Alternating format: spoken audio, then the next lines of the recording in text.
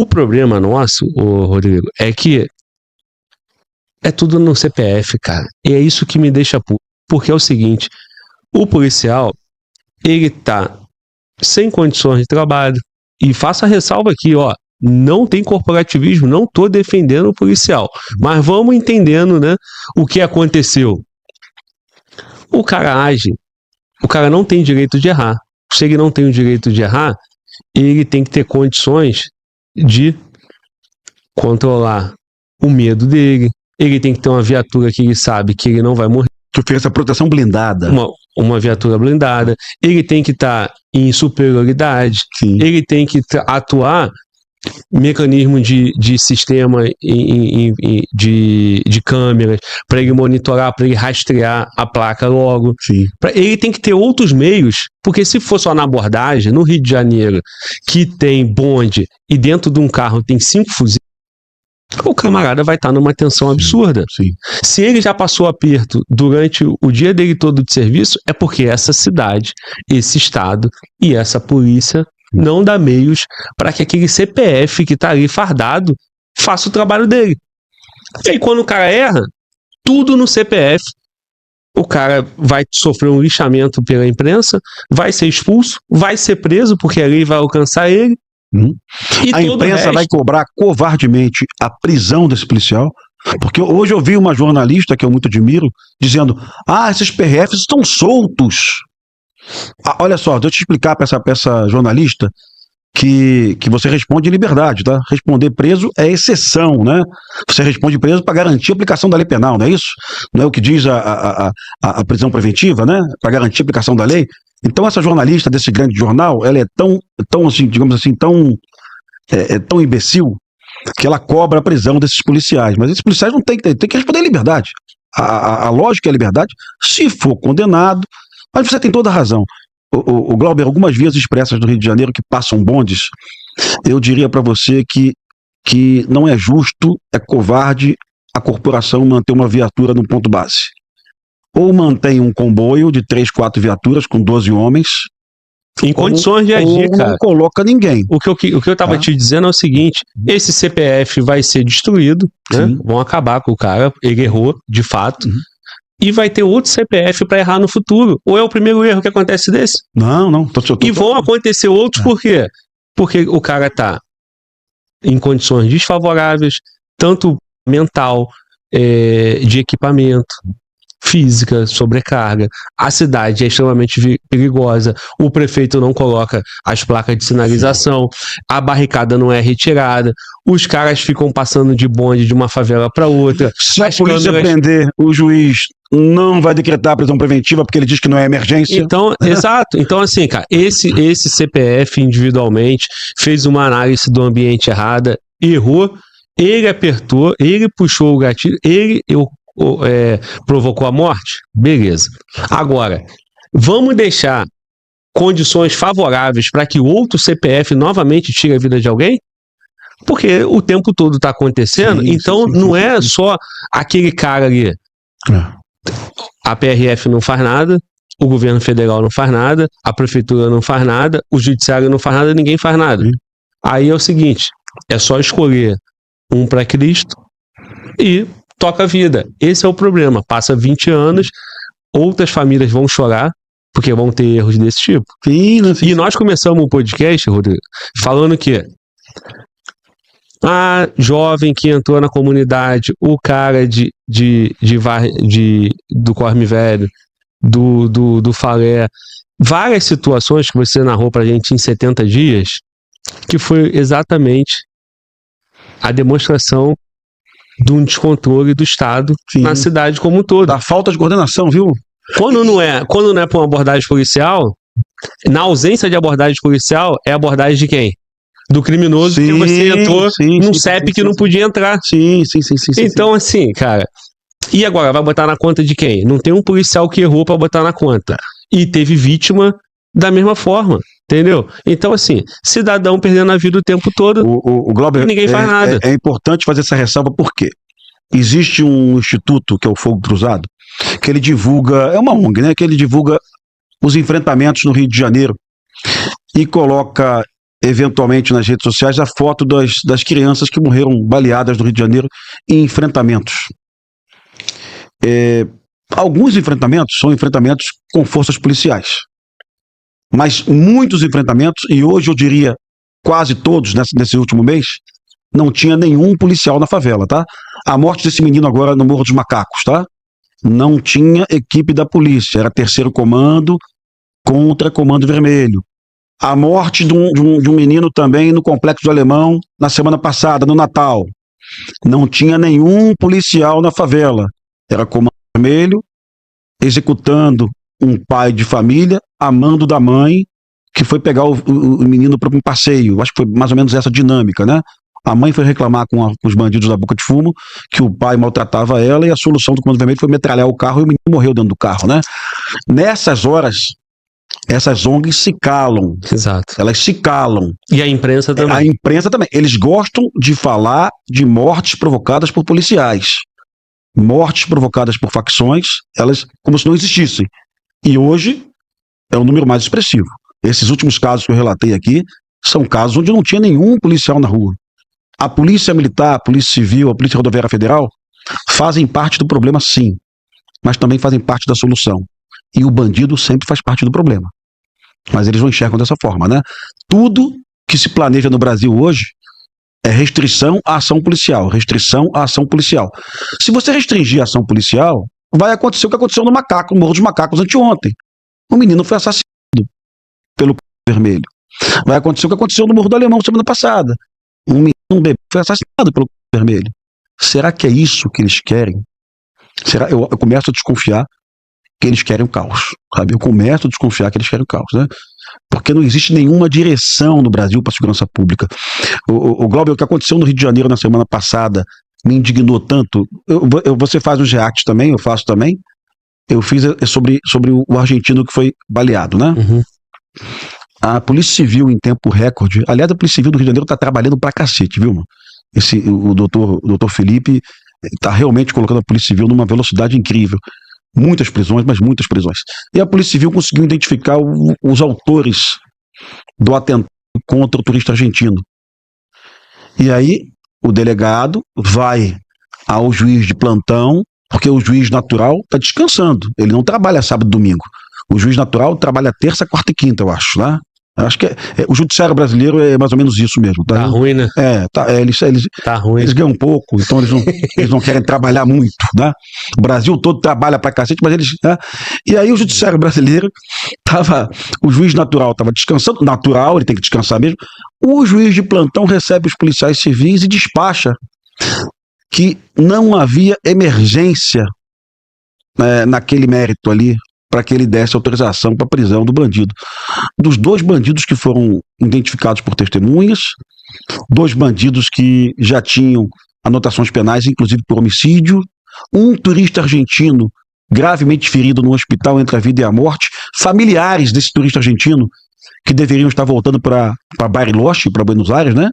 E a presença desse familiar aqui no Brasil é necessária para a condução do inquérito policial, para reconhecimento, para providências. E esse juiz, que eu não posso utilizar um adjetivo aqui, eu não posso chamar ele de um termo aí, esse juiz diz simplesmente, não, isso aqui não é emergencial. Eu duvido, Glauber, eu duvido se fosse um filho de um ministro do STF, um parente de um ministro do STJ, eu duvido que esse juiz daria essa decisão, eu duvido, porque eles trabalham para eles, cara. Isso. Eles não se sentem servidores públicos, sabe? Eles não se sentem parte de uma coordenação da segurança pública. E o que nós estamos dizendo que nós não podemos fazer com a polícia, né?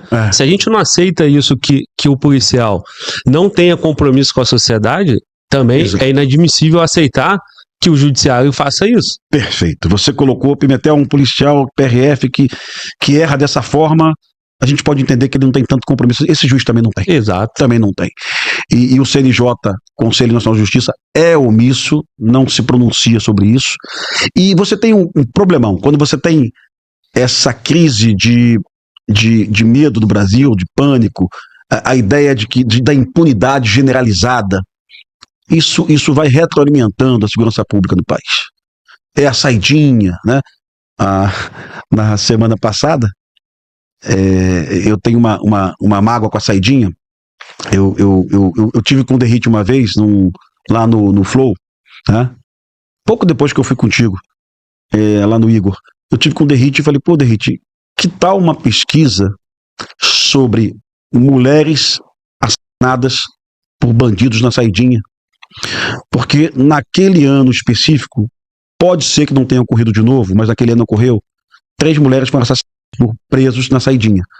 Porque a mulher tinha arrumado um outro marido, tinha arrumado um namorado, e o bandido se sentiu traído e matou a companheira. Né?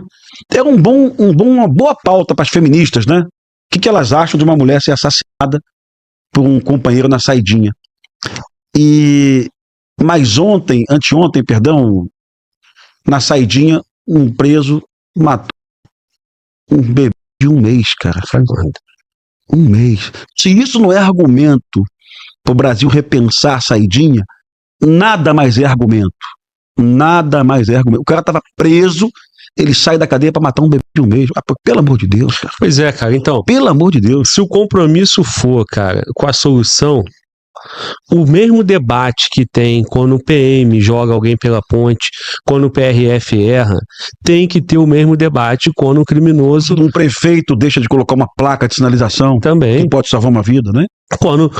Porque assim, cara, quando a morte vem de um CPF que errou e usa uma farda, acabar com a vida dele não resolve o problema. Tem que ter justiça, o cara tem que responder, tem que ser excluído. Só que para resolver o problema... Sim, mas para resolver o problema, porque é o seguinte, cara, o contexto desse PRF induziu ele ao erro e ele fez a cagada. Sim. Beleza. Sim. Bater no PRF, demitir ele, vai dar uma resposta para a família, mas não vai resolver o problema da cidade. Sim. Então, assim, quando tu vê a imprensa e você vê o governador, ou no caso da PRF, cara, o presidente da República, né, que é a autoridade máxima dessas polícias, isento do debate, isento da crítica, o que vai acontecer? É o que eu estava te colocando. E para retomar esse ponto, outros PRF vão errar no futuro, igual nos últimos 20 anos, vários erraram. Sim. Outros PMs vão errar. E a violência vai continuar. As pessoas vão continuar perdendo a vida entrando em comunidade errada, porque entrou num CEP que não podia. E um monte de coisa vão continuar acontecendo. Então, assim, cara, você falou, eu tô começando a acreditar que querem o caos. O caos já existe, né? Parece, né, cara, que esses últimos 30 anos aí, cara, se tem uma coisa que tá funcionando no Brasil, uma empreitada que funciona, bem sucedida, é a empreitada do caos. Porque nos últimos 30 anos é o que nós temos. O Glauber, tudo gera caos, né? Nesse evento na UERJ, eu vi famílias indignadas de vítimas de erros policiais, né?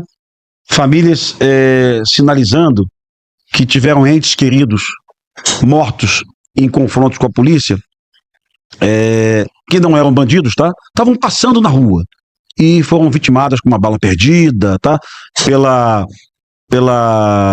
Por negligência, imperícia ou imprudência do agente da lei. Tá? E aí, Glauber, eu lembro de um fato no Rio de Janeiro, até 96, Glauber, quem julgava policiais militares que praticavam homicídios dolosos no Brasil, em serviço, era a Auditoria Militar Estadual, a AJMERD. Assim como quem julgava policiais militares em São Paulo que praticavam homicídios em serviço, era a Auditoria Militar de São Paulo. Então, até 96, a lei dizia, né, que crimes, homicídio doloso praticado por policial, quem julgava eram os pares, no Conselho Especial de Justiça. Naquela época, Glauber, vários policiais no Brasil, na Bahia, Rio Grande do Sul, Santa Catarina, Paraná, Rio de Janeiro, vários policiais foram condenados pela prática de homicídios. Depois que você retira da Auditoria Militar, Glauber, e passa para o Tribunal do Júri, não tem mais policial condenado, não. Os tribunais do júri do Brasil são lá sorteados, né? Representam a sociedade brasileira, que quase sempre é conservadora, é dono de uma lotérica, é dono de um açougue, é dono de uma banca de jornal, é um taxista, ele odeia bandido. E quando ele senta lá no júri que ele vai julgar um policial, ele pensa como nós. Calma aí, Esse cara não acordou para matar ninguém inocente na rua. Isso aconteceu por falta de preparo, porque o Estado não deu amparo, não deu treinamento, sabe? E o tribunal do júri inocenta esse policial. Eu fui encarregado de um IPM, onde um policial efetuou 20 disparos de fuzil FAL. O carregador do FAL cabe 20 munições, né? Ele possivelmente estava com FAL na rajada, ele estava perseguindo um Tempra num bairro de Bom Sucesso. Ele efetuou 20 disparos no Tempra, incrível, não acertou nenhum tiro no Tempra, nenhum. O Tempra ficou sem um buraco de bala, mas acertou uma casa e uma menina dentro da casa tomou um tiro no pescoço. Essa menina era sobrinha de um policial militar do mesmo batalhão desse colega que errou esse tiro. E Glauber, é uma coisa que nós tínhamos na PM, eu não sei se existe ainda, caderneta de tiro. Você vai na reserva de armamento e você pedia a caderneta de tiro do policial, como se fosse uma caderneta de salto. Você registra até o salto para queda e tal. O policial, pasmem, ele nunca tinha utilizado o fuzil em treinamento na carreira dele. Ele tinha 10 anos de polícia e em momento algum na vida policial dele, ele teve sequer uma aula com FAL. Porque o FAL chegou na Polícia Militar na década de 90, final de 90, talvez em 97, 96 o FAL chegou. Então o policial tinha um MD2, que era um fuzil que não dava rajada, tá? Era uma adaptação do FAL no calibre 5.56. Mas o FAL mesmo, o BOP recebeu primeiro para a FAL, depois os batalhões começaram a receber o FAL velho. E eu falei com a promotora na época, falei, promotora, esse jovem policial, que errou o tiro, que de alguma forma tentou socorrer a menina, que foi uma tragédia, eu não efetuaria aquele disparo, né? Jamais colocaria o FAL na rajada, aliás, eu jamais tentaria acertar um carro em movimento, não vou conseguir. Mas esse policial aqui nunca teve... A promotora da mesma hora falou, não, calma aí, isso aí não... Esse policial não vai ser condenado, não. Isso é aquilo que você falou. Tira do CPF, né? Isso. Traz para a corporação. Ainda que você pune o CPF, você tem que querer a solução do problema, porque você jogar tudo no CPF não tem solução daquele problema. Vai acontecer de novo. Mas confesso a você que gostaria que o colega pensasse mais no resultado do erro dele, viu? Assim, aquilo que a gente aprende lá na academia de polícia, identificar, decidir e agir, né? O presidente Lula fez esse decreto agora, né? Antes de falar do decreto, esses pontos que tu colocou, Pimentel, é maneiro tu falar isso, porque é o seguinte, você tá aqui, cara, dando, com base na tua experiência, no teu conhecimento, e esses casos recentes, mostrando para quem tá em casa, né, o quanto é complexo isso, e também não tá aqui sendo um corporativista passando um pano para erro, né? Porque o cara é policial. Então, se nós vamos condenar o erro do judiciário, a gente tem que também, né, da mesma forma, ter o mesmo compromisso com o erro. O nosso compromisso não é com o erro, né? Porém, cara, quando tu fala de um cara tá 10 anos, ele não teve um treinamento. Durante 10 anos, quantas vezes o Estado do Rio de Janeiro ou a instituição Polícia Militar do Rio de Janeiro pegou aquele fuzil e colocou na mão dele? Vai pra rua, defenda a sociedade. Vai pra rua, defenda a sociedade. Vai pra rua. Milhares de vezes. Quantas chances de ter um erro desse, né? E de ter uma vítima foi dado para que alguém perdesse a vida? Então, assim, cara, é responsabilidade do cara? Irmão, você o teu primeiro compromisso, o maior compromisso é seu, cara. Porque como é que você vive, cara, depois sabendo que por uma imperícia sua você acabou com uma família, você acabou com a vida? Então, assim, mas a Polícia Militar, o Estado do Rio de Janeiro tem que ter responsabilidade agora. Não dão treinamento, não dão viatura, não fazem reciclagem, não colocam efetivo, não coloca nada, irmão. E aí, vamos lá, deu polícia pros leões. Acabou. Tem quantos policiais desse aí para cometer o mesmo erro nos próximos meses, nas próximas semanas? Lógico. O Glauber, hoje em dia, a gente dispõe de tecnologia para colocar o policial num ambiente com projeção de imagens, né? Para que ele possa participar daquele processo decisório do tiro, né? Como eu te falei, você coloca o policial num simulador e vai projetar uma imagem de uma rua, de uma avenida, de um beco de favela, de uma agência bancária, de um shopping center, né?